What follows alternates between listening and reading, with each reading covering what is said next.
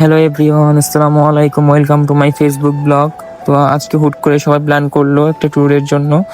So আমরা চলে আসলাম আমাদের বেদগ্রামে। এখান থেকেই আমাদের গাড়ির টিকিট করা হয়েছিল, আগে থেকে বুকিং দেওয়া ছিল। তো গাড়ি আসলো, গাড়িতে উঠে পড়লাম সবাই। গাড়িতে উঠে মিউজিক শুনতে শুনতে এক ঘুম দিয়ে দেখি আমরা পদ্মা সেতুতে চলে আসছি।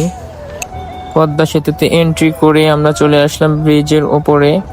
তো রাতে পদ্মা সেতুর ভিউটা ছিল অনেক সুন্দর, অনেক জোস। তারপরে চলে আসলো হোটেল বিরতি। তো আমি এখানে একটা চা নিয়েছিলাম। তো আমরা যেহেতু রাতের ডিনার করেই আসছি বাসা থেকে, তো আমাদের ভারী কোনো খাবার অর্ডার করা লাগেনি। এরপরেই খাচ্ছিলাম একটা বার্গার। তো বার্গার খেয়ে আর একটা ঘুম দিয়ে চলে আসলাম চট্টগ্রামে। চট্টগ্রাম থেকে এখান থেকে একটু ভাইয়ের কাছে বায়না করলাম যে এত কাছে এসে আমরা যদি বঙ্গবন্ধু টানেলটা না দেখে যাই। তারপরে অনুরোধটা রাখলো ভাইয়া। তারপরে আমরা রওনা হলাম বঙ্গবন্ধু টানেলে যাওয়ার জন্য।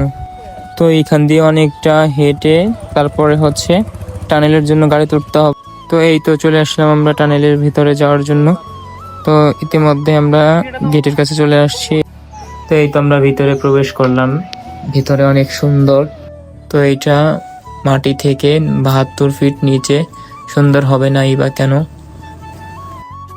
তো আমাদের 7 মিনিটের মতো লাগলো টানেলটা পার হতে। তো এই তো এখন আমরা গাড়ি থেকে নেমে নাস্তা করব, নাস্তা করেই রওনা হব আলীকদমের দিকে। তো আপনারা সবাই ভালো থাকবেন, দেখা হচ্ছে এর পরবর্তী ব্লগে। Tata and take care.